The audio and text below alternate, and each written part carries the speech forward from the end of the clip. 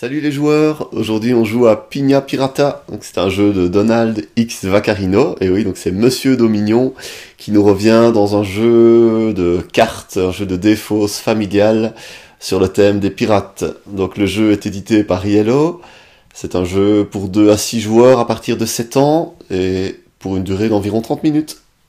Alors dans Pina Pirata, vous êtes à la tête d'un équipage de pirates à la recherche d'un fabuleux trésor appelé l'ananas d'or.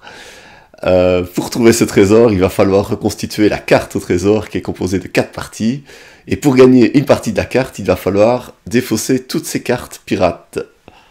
Donc vous l'avez bien compris, il s'agit d'un jeu de cartes, un jeu de défausse tout à fait classique, qui se joue en plusieurs manches.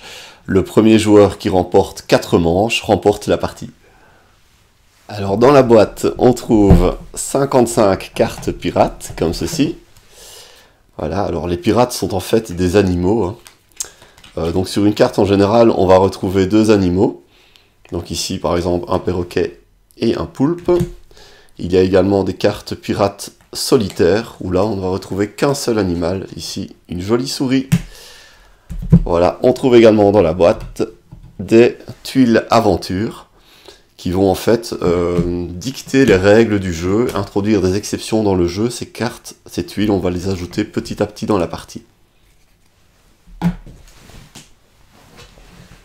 Alors en début de partie, on mélange les cartes pirates et on en distribue 8 à chaque joueur. Avec les cartes restantes, on forme une pioche et on dévoile la première carte de la pioche pour former la pile d'action. On mélange également les différentes tuiles aventure et on dévoile les 2 premières.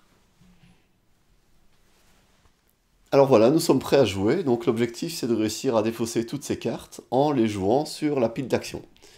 Alors on peut jouer une carte sur la pile d'action si la carte possède au moins un pirate en commun avec la carte présente sur la pile d'action. C'est-à-dire ici, je peux jouer une carte ayant un crocodile ou une carte ayant une tortue. Donc, je vais immédiatement voir si j'ai une de ces cartes dans ma main. Voilà, par exemple, j'ai cette carte-ci qui a une tortue, je peux la jouer. Voilà, on joue une carte par tour et c'est donc déjà au tour du joueur suivant.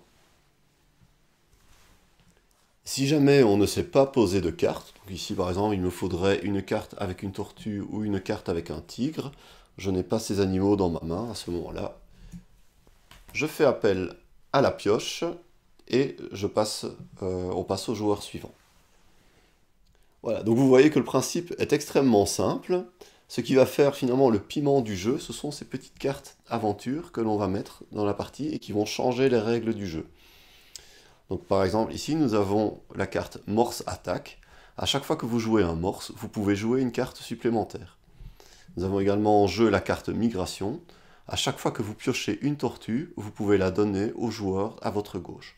Donc ces 2 règles s'accumulent et sont valables pendant toute la manche. Donc ici on a vu lors du tour précédent que je venais de piocher une tortue. Donc en fait, cette règle-ci s'applique, la règle de la migration, je dois la donner au joueur situé à ma gauche. Voilà, donc la partie continue, chaque joueur à son tour, s'il en a la possibilité, peut défausser une carte sur la pile d'action. À un moment, c'est de nouveau à moi à jouer, donc ici, je dois mettre un morse ou un tigre. Je possède justement un morse, ici. Je joue le morse, grâce à la règle du morse attaque, à chaque fois que vous jouez un morse, vous pouvez jouer une carte supplémentaire. Je peux jouer cette carte-ci, puisqu'il y a un babouin sur les 2 cartes. Voilà, je n'ai plus de cartes, j'ai donc remporté la manche. Alors le gagnant de la manche a droit à une petite récompense, une partie de la carte au trésor. Donc en fait, le gagnant de la manche va prendre les 2 premières cartes du paquet du tas de tuiles aventure. Il va regarder les effets de ces 2 cartes.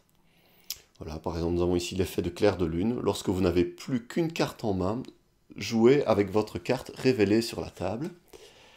Et nous avons également la chasse au lapin. À chaque fois que vous jouez un tigre sur un lapin, récupérez le lapin et posez-le devant vous. Si à votre tour, vous avez plus de cartes devant vous que tout autre joueur, vous pouvez jouer une carte supplémentaire.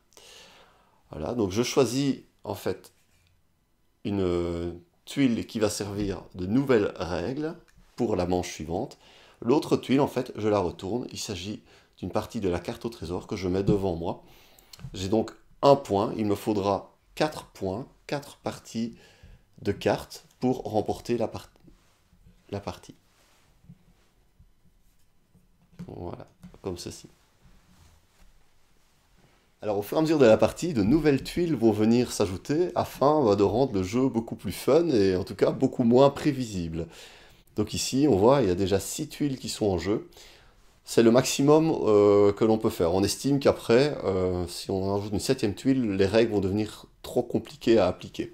Donc si un joueur remporte une nouvelle manche, il garde une tuile pour lui et il met une des 2 tuiles en jeu. Mais à ce moment-là, alors on défausse une tuile afin d'en garder toujours 6 au maximum ici dans la partie.